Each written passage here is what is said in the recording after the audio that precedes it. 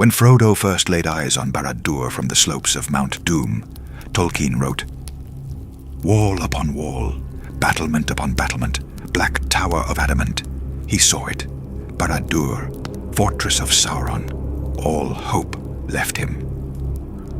Today, we're exploring the interior of Sauron's tower, going room by room through what Tolkien called the seat of malice, and examining what the Dark Tower might have contained. Because what was hidden inside those black walls wasn't just stone and mortar, it was something far more complex. The scale of the fortress. Let's start with the sheer scope of this structure. From Tolkien's description in The Return of the King, Barad-Dûr rose roughly 4,500 feet into the air, nearly a mile high and more than 3 times the height of the Empire State Building. The professor describes the base as rising for maybe 3,000 feet above the plain, and above them was reared, half as high again, its tall central cone. But what's really striking isn't just the height, it's Tolkien's description of wall upon wall, battlement upon battlement. This suggests not just incredible height, but massive breadth and depth. We're looking at a structure that could house hundreds of thousands of beings, with space for workshops, armories, and facilities we can only guess at. And here's what makes this particularly interesting. It was all connected by design. Barad-Dûr wasn't just Sauron's tower. It was essentially his city, the largest industrial complex in Middle-earth. Every room, every corridor, every chamber served the single purpose of systematically dominating the known world. Now, let's explore what the inside of Barad-Dûr might have actually looked like. The Chamber of the Ithil-Stone. Let's work our way down from the top. At the peak of Barad-Dûr was likely the most strategically important room in Middle-earth, Sauron's command center, quite possibly housing the captured Palantir of Minas Ithil.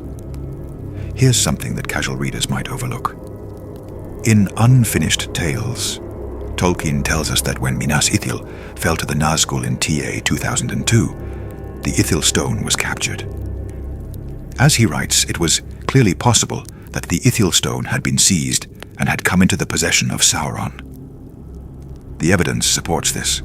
Sauron demonstrated the ability to communicate through the Palantir network with Saruman, Denethor, and even Pippin during the War of the Ring.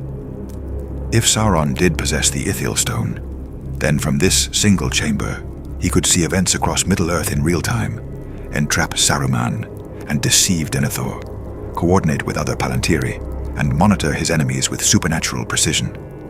We know from the Two Towers that when someone looked into a seeing stone, Sauron could peer back at them.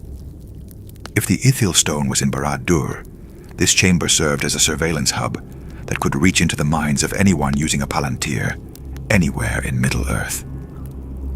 The Eye's Chamber. Just below the potential Palantir room was perhaps the most iconic space in fantasy, the Chamber of the Eye. The films showed us a literal flaming eye atop the tower, but Tolkien's version is more subtle. In the Two Towers, the eye is described as Sauron's will and attention made manifest, a supernatural force that could extend his consciousness across vast distances. As Tolkien writes, the eye was rimmed with fire, but was itself glazed, yellow as a cat's, watchful and intent. While Tolkien never explicitly describes a physical chamber for the eye, the logistics of Sauron's supernatural surveillance would require some kind of focal point within the tower. This space would have served as both command center and psychological warfare, keeping even his own servants in line through constant surveillance. This chamber would have been the nerve center of the largest intelligence operation in Middle-earth's history. And unlike modern surveillance, this was personal. When the eye fell upon you, Sauron wasn't just watching, he was reading your thoughts. The Nazgûl reception halls. Moving down through the tower, we can reasonably deduce specialized quarters for the Nine during their visits to Barad-Dûr. While the Nazgûl primarily resided in Minas Morgul, they would have needed appropriate accommodations when summoned to Sauron's presence. These wouldn't have been ordinary guest rooms, but specialized facilities for beings existing between life and death. Based on what we know about the Nazgûl's nature, these chambers would likely contain specialized armor for undead kings with inconsistent physical forms, communication systems linking each Nazgûl to Sauron's will, artifacts from their former kingdoms, twisted reminders of their past lives, and perhaps most disturbingly, maintenance facilities. Because here's something worth considering. The Nazgûl were decaying. Their connection to physical existence was tenuous. Somewhere in those halls were likely chambers where the Witch King and his companions underwent procedures to maintain their existence as servants between worlds. What's particularly notable is that by the War of the Ring, Sauron had reclaimed the 9 rings from the Nazgûl. The rings themselves were likely kept in Sauron's personal vault, another layer of his absolute control. The mouth of Sauron's diplomatic suite, one often overlooked resident of Barad-Dûr, is the mouth of Sauron, not just Sauron's herald, but a man transformed over centuries into something that could survive as the Dark Lord's voice to the outside world. While Tolkien doesn't describe his quarters directly, we can infer his chambers would have included a diplomatic suite for receiving emissaries, communication facilities, for coordinating with Sauron's human allies in the east and south, and archives containing detailed intelligence on every major figure among the free peoples. The mouth knew everyone's secrets, weaknesses, and fears. His chambers probably hosted a vast library and were essentially headquarters for Middle-earth's most sophisticated espionage network. A detail that stands out from Tolkien's writings is that the mouth of Sauron had forgotten his own name. He had served Sauron for so long that his very identity had been consumed. His quarters would reflect this, a place where personality and individuality had been systematically erased and replaced with pure function. The Great Armory. Now we reach what was likely the true industrial heart of Barad-Dûr, the weapons production levels. This wasn't just storage. This was manufacturing capable of equipping armies numbering in the hundreds of thousands. The armory levels would have contained forges working metals that could harm even the Eldar, assembly lines producing weapons at industrial scale, quality control stations, and specialized workshops for creating unique horrors like the Morgul-blades, the Morgul knife that wounded Frodo, likely crafted here, the black arrows that could pierce a strong mail, mass-produced in these halls. But the most significant aspect isn't the scale, it's the intent. Each weapon was crafted not just to kill, but to corrupt. Blades that carried curses, arrows that spread despair, armor that amplified the wearer's cruelty. Remember, Sauron was once Mairon, greatest of Aule's Maiar, a spirit of craftsmanship and creation. His armories would have reflected this perverted genius, where the art of making had been twisted into the science of destruction. The Breeding Laboratories. Here we enter territory that's largely informed speculation, though based on what Tolkien tells us about orc origins, while the Silmarillion tells us that orcs were originally bred by Morgoth, in mockery of the children of Ilúvatar. The details of how this corruption continued under Sauron are left to our imagination. What we do know is that by the War of the Ring, there were multiple distinct breeds of orcs, suggesting ongoing programs of development. The various types, from smaller goblins to great uruks, didn't appear by accident. Based on this evidence, somewhere in Barad-Dûr, systematic work would have continued. Surgical modification of captured beings, conditioning programs, selective breeding to create specialized varieties, and development of new species like the Olog-hai. But here's a troubling question. If Sauron had inherited and perfected Morgoth's methods over millennia, what other experiments were in progress when the ring was destroyed? What incomplete horrors were left behind in those chambers? Tolkien wrote that orcs were ruined and twisted forms of elves. Imagine chambers where once immortal beings were systematically broken and remade into monsters. The psychological horror of such a place would be beyond comprehension. The Communication Nexus. Deeper in the fortress would have been what might have been the most strategically important section, the intelligence and coordination hub. This wouldn't have been just a message center. It would have been the nervous system of Sauron's empire. From these chambers, orders could be dispatched instantly across Middle-earth through supernatural means, allowing Sauron to issue commands to armies thousands of miles away, coordinate simultaneous attacks, monitor spy networks, and track the movements of the Fellowship. The operators wouldn't have been willing servants. They would likely have been beings whose minds had been completely dominated and filled with fragments of Sauron's consciousness, living extensions of his will, processing information and relaying commands with mechanical precision, never resting, never questioning. This aligns with what we know of Sauron's abilities as a Maya who served Morgoth and learned the art of dominating other wills. The Communication Nexus would have been the physical manifestation of this power, a place where minds were networked together in a precursor to modern telecommunications, but far more personal and invasive. When the eye fell upon you through this system, Sauron wasn't just watching, he was inside your mind. The industrial levels.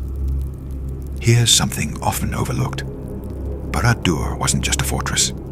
It was a completely self-sustaining complex. The logistics of keeping such a massive structure operational would require entire floors dedicated to food production for hundreds of thousands of inhabitants, water treatment systems, waste disposal, maintenance workshops, and raw material processing from mines throughout Mordor. This is where Sauron's background becomes relevant. He was a being who had witnessed Angband, Morgoth's great fortress of the First Age.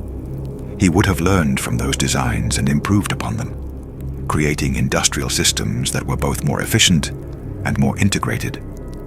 And this is where Sauron's genius becomes apparent. He didn't just build a fortress, he built a perfectly integrated ecosystem of oppression. Every system would have reinforced the others in an endless cycle of militaristic efficiency. Food production tied to work quotas, waste disposal systems that could be weaponized, maintenance schedules designed to prevent any group from gaining too much knowledge of the overall structure. The Black Pits. Now we reach the most notorious section, the Black Pits, where Sauron's prisoners faced systematic psychological destruction. The Black Pits weren't just dungeons, they were laboratories for destroying hope. Tolkien specifically mentions this as where Gollum was imprisoned and interrogated. For 8 years, between TA 3009 and 3017, Gollum was held here, questioned by the mouth of Sauron himself. The Black Pits would have been designed with supernatural precision, cells where time moved differently, chambers projecting visions of suffering loved ones, interrogation rooms using methods beyond physical torture, and holding areas for prisoners serving specific purposes. The system would have been carefully calculated, just enough death to maintain terror, just enough survival to encourage cooperation among new prisoners, refined cruelty perfected over millennia. Sauron was once known as Gorthor the Cruel. Even among Morgoth's servants, his methods were legendary. The Black Pits would have been the culmination of this expertise, a place where even the strongest minds would eventually break, as Gollum's did. The servants' quarters. Finally, let's consider an often overlooked aspect, where everyone actually lived. Barad-Dûr housed hundreds of thousands of beings, orcs, humans, trolls, and creatures unnamed. They all needed places to exist, and those quarters would have been designed as tools of control. Overcrowded barracks preventing rest or privacy, mess halls where food distribution controlled behavior, recreation areas encouraging violence and competition, and surveillance systems monitoring every interaction. The hierarchy would have been deliberately structured to turn everyone against everyone else. Orcs competing with trolls, corrupted men looking down on orcs, and everyone living in constant fear of being replaced or promoted to more dangerous duties. A society built on suspicion, betrayal, and perpetual threat of violence, and it worked perfectly for over 15 centuries. What makes this particularly notable is that Sauron, unlike Morgoth, didn't create suffering for its own sake. Every aspect of cruelty in Barad-Dûr would have served a purpose. The miserable conditions weren't neglect. They were carefully engineered with the purpose of maximizing productivity and minimizing rebellion. It was oppression refined to an art form, The Mount Doom connection. Here's one of the great mysteries. How was Barad-Dûr connected to Mount Doom? We know the One Ring was forged in the fires of Mount Doom, not in Barad-Dûr. But the two locations must have been connected somehow. Deep within Barad-Dûr, there were likely secret tunnels allowing Sauron access to the Samath Naur, channels directing volcanic energy for powering forges, evacuation routes, and possibly ways to influence the volcano's eruptions. This connection would not only be practical, it would be symbolic. Mount Doom was where Sauron poured much of his native power into the One Ring. The passages connecting it to Barad-Dûr would have been more than tunnels. They would have been conduits of power. The deepest mystery. But there's one aspect we haven't discussed. What happened to all the accumulated knowledge? For over 3 millennia, from his return around the year 1000 of the Third Age until his defeat in 3019 of the Third Age, Sauron had been accumulating intelligence, strategies, magical research, and plans for domination. All of that would have been stored somewhere. What would Sauron's private archives have contained? Complete psychological profiles of every major leader in Middle-earth, detailed maps of every fortress and secret route, research notes on fundamental forces of creation and corruption, backup plans for various scenarios, and contingency protocols for rebuilding his power. Tolkien deliberately chose not to show us the interior, and perhaps that's for the best. But the question remains, when Barad-Dûr collapsed, what happened to all that knowledge? And here's a sobering thought. Sauron was a Maya who had existed since before Arda's creation. He had witnessed the music of the Ainur that shaped the world. His archives would have contained knowledge from the very dawn of existence, secrets that no mortal was ever meant to know. When Barad-Dûr collapsed, did all that knowledge die with it? Or does knowledge, like the ring itself, have a way of surviving and finding new owners? Conclusion. So what was inside Barad-Dûr? The most sophisticated system of control ever devised in Middle-earth. A structure where every room, every corridor, every detail was designed to facilitate domination on an industrial scale. But more than that, it was a blueprint. Every chamber represents something that exists in organized systems of oppression. Surveillance, absolute power, willingness to sacrifice others for personal gain. Tolkien didn't just create a fortress. He created a warning about what happens when evil becomes organized, systematic, and efficient. The tower fell. Sauron was defeated. The ring was destroyed. But the knowledge of how to build such a place, that knowledge was never truly lost. And in Middle-earth, knowledge has a way of finding new owners. What we've explored here is informed speculation based on what the texts tell us about Sauron's methods and capabilities, combined with logical extrapolation about what such a fortress would require. Tolkien deliberately left much to our imagination, and perhaps that's more effective than any detailed description could have been. Some mysteries are more powerful when left to the mind's eye. It's worth remembering that Tolkien deliberately avoided showing us the interior of Barad-Dûr, and there may be wisdom in that choice. What we imagine might be far more chilling than any description could convey. Thanks for joining me on this exploration of the most dangerous building in fantasy literature. What aspect of Barad-Dûr do you find most fascinating? Let me know in the comments below. Until next time, stay safe and stay by the fire.